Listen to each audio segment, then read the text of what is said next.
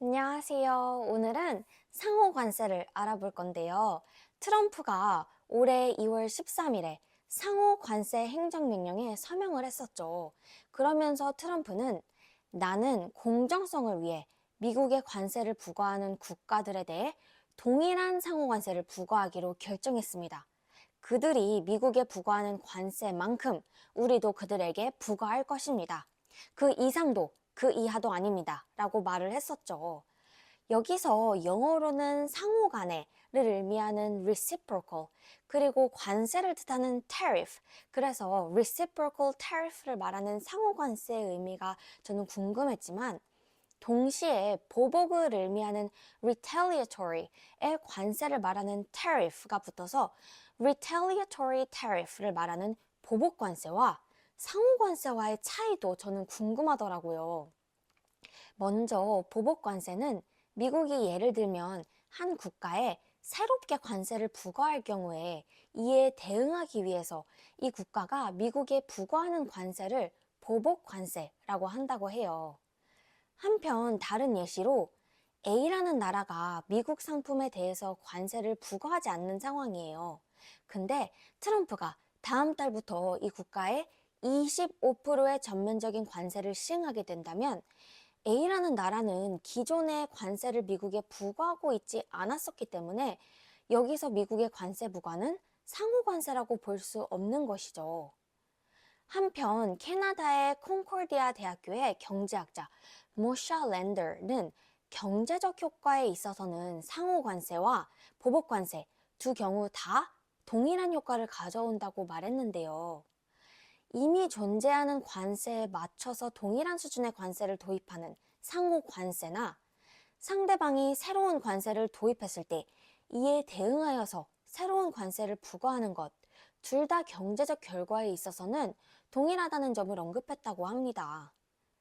우리가 주목해야 할 점은 트럼프가 도입한다는 상호 관세는 대체로 미국 상품의 관세를 부과하는 개발도상국이나 신흥국을 겨냥한다는 점인데요. 다시 말해서 트럼프는 이 국가들과의 tariff matching이라고 하는 관세 일치를 원하는 것이라고 합니다. 실제로 미국의 백악관 관계자는 미국과의 무역 흑자가 큰 국가들이 우선적으로 타겟이 될 수 있다고 밝혔다고 합니다. 미국 인구조사국에 따르면 미국과의 상품 무역에서 가장 큰 흑자를 기록한 5개 국가는 중국, 멕시코, 베트남, 아일랜드, 독일이었다고 합니다. 따라서 상호 관세의 예를 들자면 브라질은 미국산 에탄올의 18%의 관세를 부과하지만 미국은 브라질산 에탄올에 거의 관세 없이 들여오고 있다고 하는데요. 그러므로 미국은 브라질의 관세 수준에 맞추어서 관세를 인상하거나 브라질이 미국의 수준으로 관세를 낮추도록 요구한다는 것이죠. 또한 세계무역기구에 의하면 인도는 미국의 15대 무역 파트너 중에서 다른 국가들의 상품에 가장 높은 평균 관세율을 적용하고 있다고 하는데요.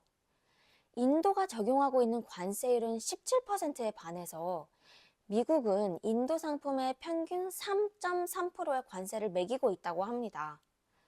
따라서 과거 미국 행정부가 미국과 일부 국가 간의 경제적 격차를 고려해서 서로 동의하에 차별적 관세율을 부과했지만 트럼프가 이 협정을 폐기하고 있던 것이죠.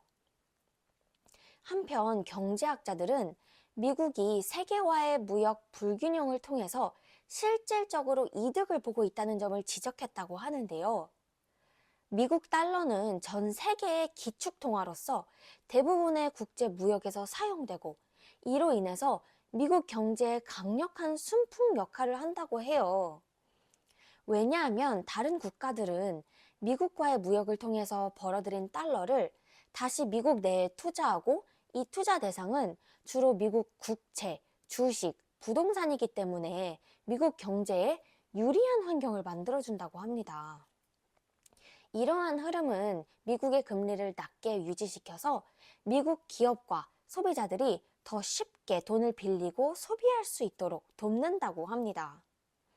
결국 앞으로의 트럼프의 상호 관세 시행이 미국 경제, 그리고 세계 경제에 어떤 변화를 일으킬지 지켜봐야 할 것 같습니다. 오늘도 제 영상 봐주셔서 감사드리고 상호 관세를 이해하는 데 도움이 되셨기를 바라며 구독과 좋아요 잊지 마시고 그럼 오늘도 바이바이.